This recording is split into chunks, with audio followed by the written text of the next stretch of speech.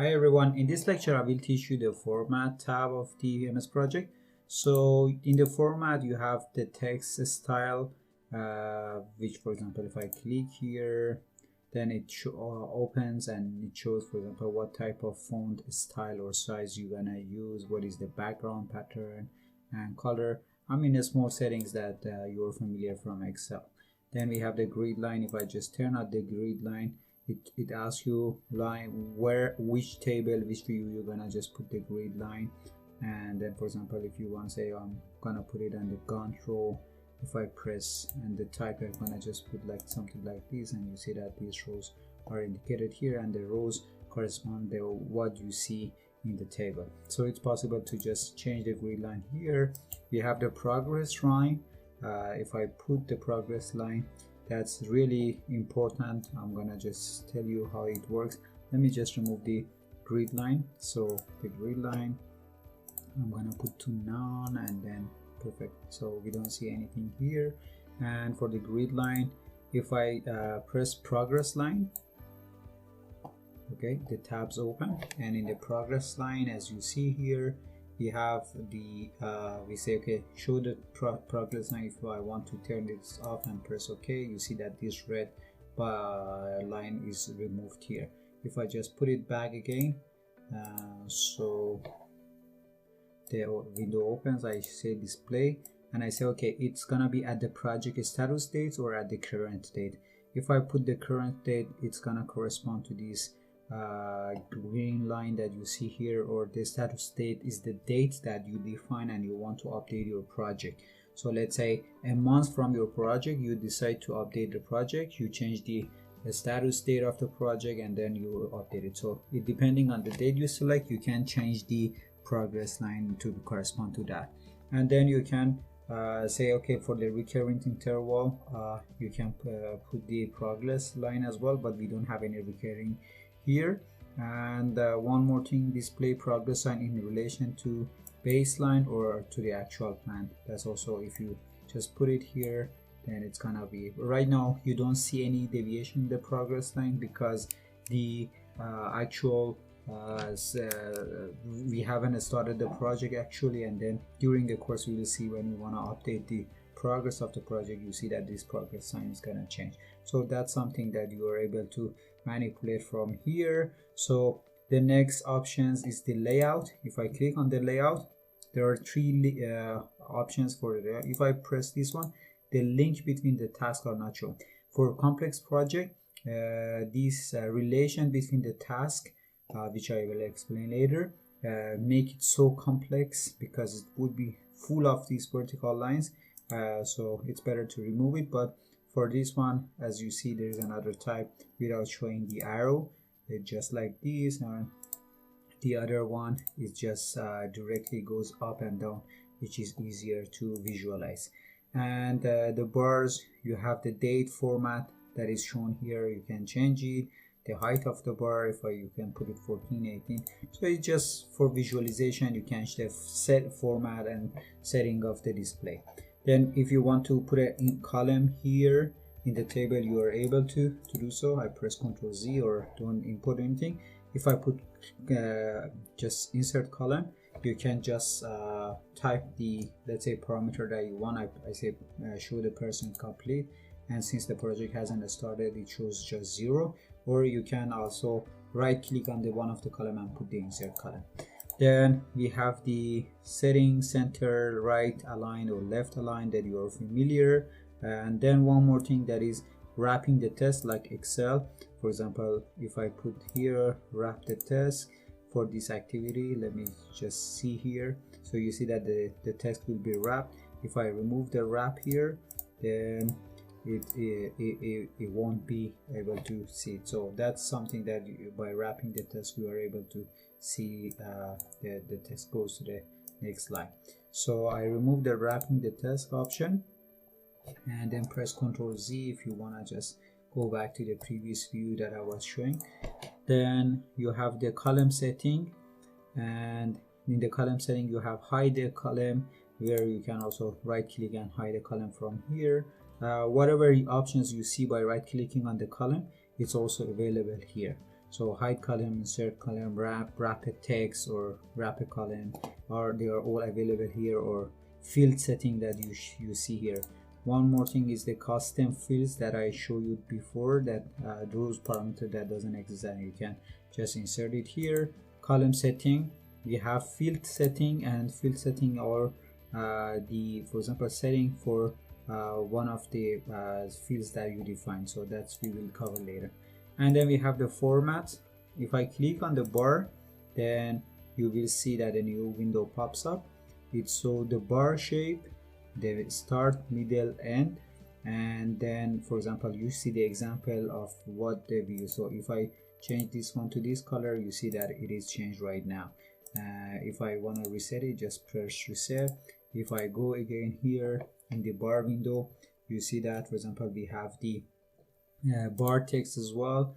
Then you can, for example, say, okay, put the name to the left, or let's say put active to the left, or put the percentage complete of the percent complete of the work to the left of the bar. And if I press OK, it will be shown here for this task that is on the current status. So that's also possible to see it in the bar. You can just reset it and just go back to the previous view that you were seeing. That's for bar. And for the bar style, if I click here, it opens all the details for the bar. So for example, it says for the name, task, different views of the bar that you see here, and the colors are shown here. So for example, for the summary task, that's the symbol that it uses. Is the start of this is shown with a line, the end is with a line. You can change it. Okay, I want to see it with the circle, and then that's possible to see it. I press Ctrl Z in order to just go back. So you can just manipulate the bar here. So it has a start, middle, end, and the middle is the middle section of the bar, end is the end of the bar, and a start here. So you can change different color. Or for milestone, I'm using right now one diamond, which is dark color. You can just change the color to whatever. This is also possible to change it here. You can also cut one of these row, remove it, or insert a row.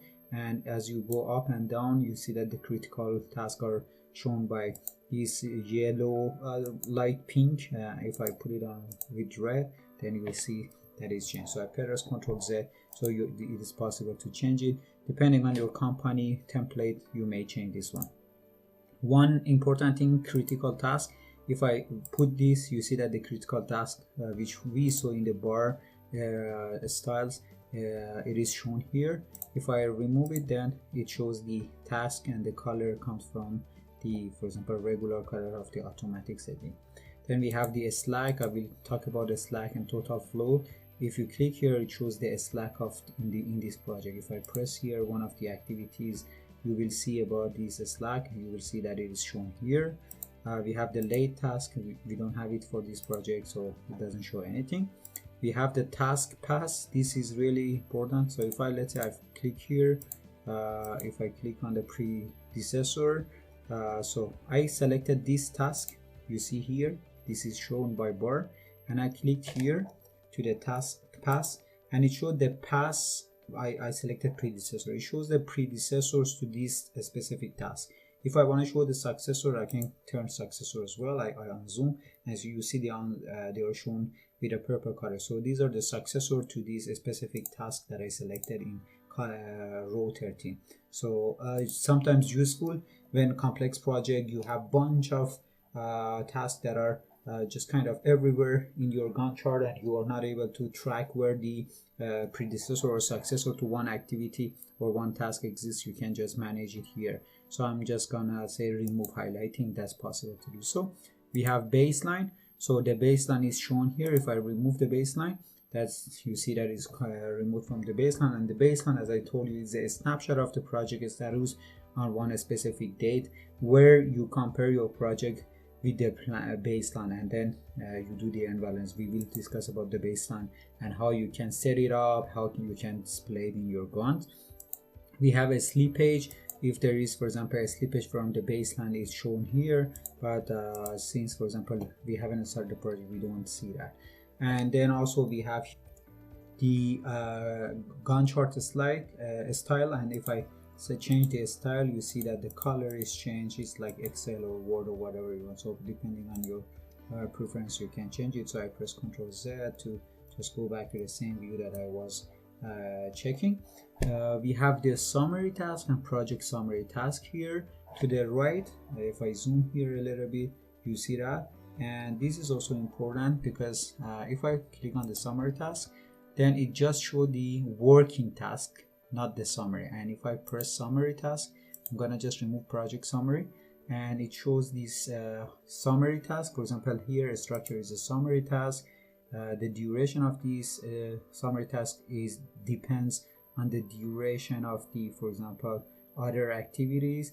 And design also a summary task. It depends on the duration of design depends on these working tasks. So these are each 15 days, not happening in parallel. So the sum of those will be 30 days. And then we have the sum of other tasks, which we have for the structure summary task 100 days. That's really useful if you want to just remove the summary task and update something for the working task. So the working tasks are those tasks that the real job is happening in there. And then we have a project summary task. Is you see here the WBS 0 level is generated, and it's kind of put the name of the task as the project 1 complete, and shows it the total duration of the project, start and end date, and shows it with a summary of bar here where you can just scroll and see how it was. So it's also sometimes useful to check this project summary task. And then you can outline the numbers that are shown in the task name. One more item here is just, for example, the drawing tool, where you can just put the, let's say, an oval here, put a text inside in this, or for example show one of, for example, okay, an arrow, you want to present something, you want to just indicate one task, and so on. So the drawing tool is a useful thing that you can put a text box here, say okay, whatever you want, or delayed or important, or anything that you would like to add to your Gantt chart, and then print it. So whatever you show to in this drawing in the Gantt, it will be reflected in when you print it or you save your project as a PDF. The format tab that you see here is just for Gantt chart. If I change this, if I go to task and I change my view to resource, let's say sheet, yep, resource sheet, and if I go to format, you see that the format is changed. It's like Excel, that depending on the window that you're working, or Word or PowerPoint, the format changed. So the format right now is different than the task view or the Gantt chart view. If I go back to Gantt chart and again to format, so this format is the setting for visualization of these let's say bars and the table that you see in that specific video. You have done such a great job. I know it took a little bit time viewing these videos about the interface, but I'm 100% sure right now you know a lot about the software. And when we enter in order to create a project and add those tasks and add the resources, all these toolbar will be familiar with you, and then you would be able to easily navigate through these options and perform the project. That's a great thing. The next video that I show for the interface is just how to customize ribbon and quick access. It's a really advanced tip that I'm gonna provide to you that saves you lots of time managing your project with MS. See you in the next video.